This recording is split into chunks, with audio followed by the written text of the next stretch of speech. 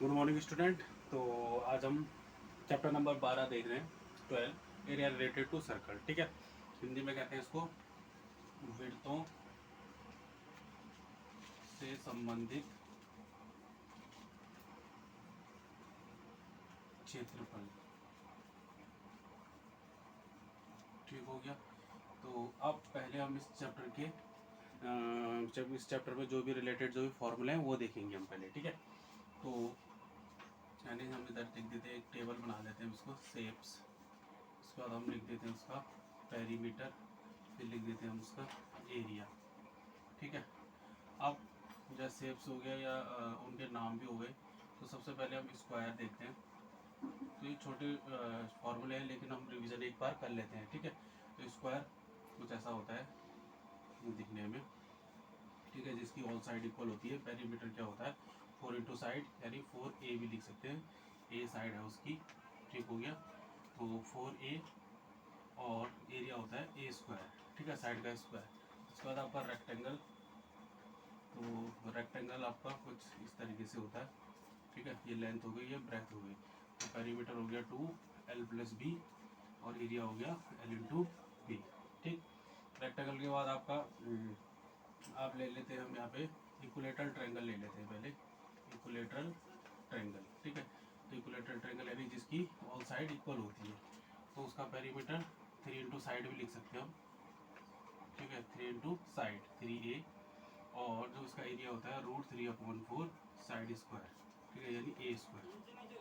ठीक, उसके बाद हमारा इक्वलेटर, आप नॉर्मल हम ट्रायंगल को लेते हैं। ठीक है, ट्रायंगल ले लिया हमने, तो ट्रायंगल का ये बेस हो गया और ये उसकी हाइट हो गई।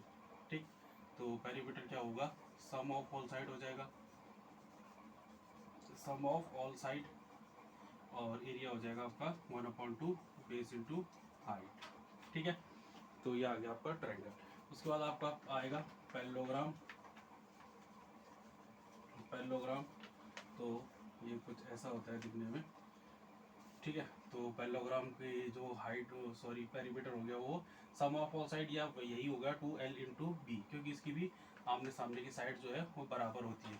ठीक है, तो हम इनको नाम देते हैं, इसको A नाम दे देते हैं, इसको B नाम दे देते हैं। ठीक है, तो 2A+B। ठीक हो गया। ऐसे उसका एरिया जो होगा वो क्या होता है, ये बेस हो गया और ये उसकी कॉरस्पॉन्डिंग हाइट हो गई, चाहे ये चाहे ये। ठीक है, तो B×H। ठीक, पैरेललोग्राम। उसके बाद आपका रोम्बस। ठीक है, रोम्बस, तो रोम्बस में भी ऑल साइड इक्वल होती है। ठीक, तो सपोज अगर इसकी हम साइड ए मान ले रहे हैं, तो इसका भी वही 4A, और यहाँ पे क्या होता है, इसमें ये बेस हो गया और ये भी इसकी कॉरस्पॉन्डिंग हाइट होगी। ठीक है, तो इसका भी B×H। या एक और फॉर्मूला होता है, अगर हम जो है ये हमने रोम्बस बनाया, इसकी डायगोनल है दोनों, एक को D1 नाम दे दिया, एक को D1, तो 1/2 D1 × D2। ठीक है, ये भी होता है रोम्बस का एरिया का फॉर्मूला। ठीक है, ऐसे जो ट्रायंगल है नॉर्मल तो ये होता है, और हमारा एक और यहाँ पे हीरोन फॉर्मूला भी होता है ट्रायंगल के लिए। तो क्या होता है वो, √S, S-A, S-B और S-C। ठीक है, ये भी हमारा एरिया ऑफ ट्रायंगल का फॉर्मूला होगा। ठीक, अब जो नई चीज़ें हैं कुछ इसमें, तो वो है आपका जैसे सेक्टर। ठीक है, तो इसमें सेक्टर पढ़ेंगे आप। तो सेक्टर क्या हुआ, सेक्टर से पहले हम चीज़ देखेंगे, सर्कल को देखेंगे पहले हम।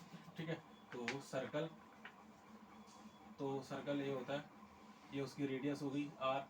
ठीक है, तो पेरीमीटर क्या होता है 2πr सर्कल का, और एरिया होगा πr स्क्वायर। ठीक है, ऐसे सर्कल का जो हाफ होता है, ठीक है, सर्कल का जो आधा हिस्सा होता है उसको क्या कहते हैं, सेमी सर्कल। ठीक है, सेमी सर्कल। ठीक है, तो सेमी सर्कल का पेरीमीटर क्या हो जाएगा, πr+2r, और एरिया क्या हो जाएगा इसका, हाफ πr स्क्वायर। ठीक है, अब देखो सेमी सर्कल में जो होता है पेरीमीटर में दो कन्फ्यूजन है आपको यहाँ पे। तो एक सेमी सर्कल, तो जैसे मैंने ये बनाया, ये सेमी सर्कल हो गया। ठीक है, तो ये हो गया, ये इस वाले जो मैंने बनाया इसका ये हो गया πr+2r। लेकिन सेमी सर्कल ऐसा भी हो सकता है आपका, यानी ये वाली लाइन ना हो, तो ये भी सेमी सर्कल है, तो इसका केवल πr होता है। ठीक है, एरिया दोनों में सेम ही रहेगा। ठीक है, उसके बाद सेमी सर्कल आ गया। उसके बाद आपका आएगा क्वाड्रेंट, यानी क्वाड्रेंट मतलब सर्कल का चौथाई हिस्सा। ये सर्कल का आधा हिस्सा था और वो सर्कल का क्वाड्रेंट हो गया चौथाई हिस्सा। जैसे ये सर्कल है, ठीक है, उसका ये चौथाई पार्ट हो गया सर्कल का, ठीक है।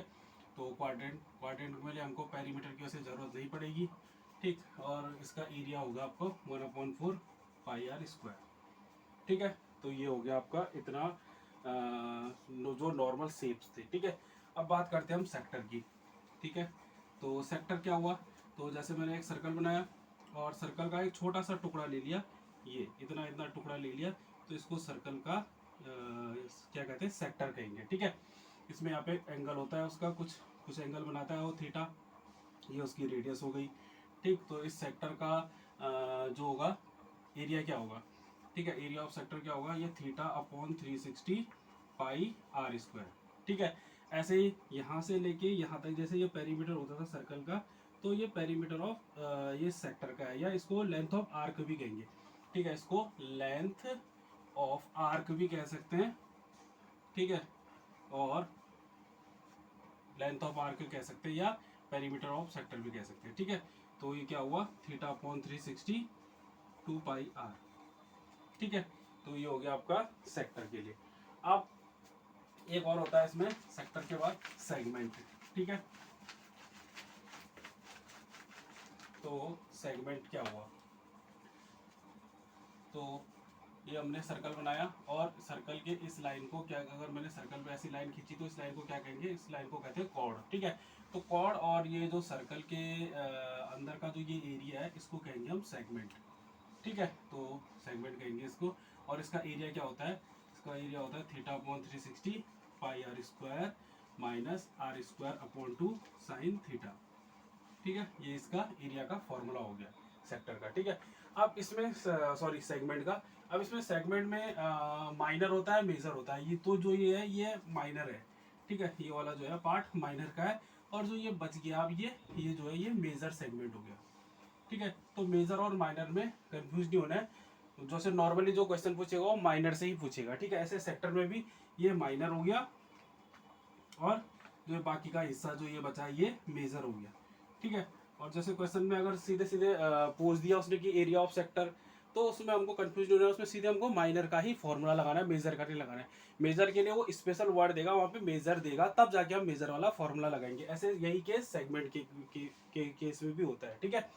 तो मेजर के लिए मेजर के लिए हमको केवल एरिया की जरूरत है, तो उसमें केवल थीटा की जगह लिख देंगे 360 minus theta, 360 minus theta upon 360, फिर वही पाई आर स्क्वायर हो जाएगा, ठीक है। ऐसे यहाँ पे भी 360 माइनस थीटा अपॉन 360, फिर वही pi r square minus r square upon 2 sine theta, ठीक है।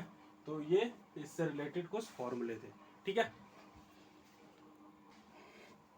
अब इसमें आगे जो आपके 12.1 है, तो वहाँ से एक दो 4-5 क्वेश्चन है, उसमें से आपको मोस्टली जो क्वेश्चन है वो आपके एमसीक्यू में पूछे जा सकते हैं, ठीक है। जैसे उसमें आपका पहला क्वेश्चन है कि हमको दो सर्कल है हमारे पास, ठीक है, और एक की रेडियस हमको दे रखी है कितनी 19 सेंटीमीटर, और दूसरे की कितनी दे रखी है हमको 9 सेंटीमीटर, ठीक है। दो सर्कल दे रखे और बोलता है कि उन दोनों सर्कलों को मतलब तोड़ के एक नया सर्कल बनाया गया, और जो उनके सरकमफेरेंस का, इन दोनों के सरकमफेरेंस का जो सम है वो जो नया सर्कल हमने बनाया उसके सरकमफेरेंस के बराबर है, ठीक है। तो ऐसा केस आएगा अगर कि अगर दो सर्कलों का सरकमफेरेंस का सम, ठीक है, क्या क्या लिख रहा हूं यहाँ पे कि इफ सम ऑफ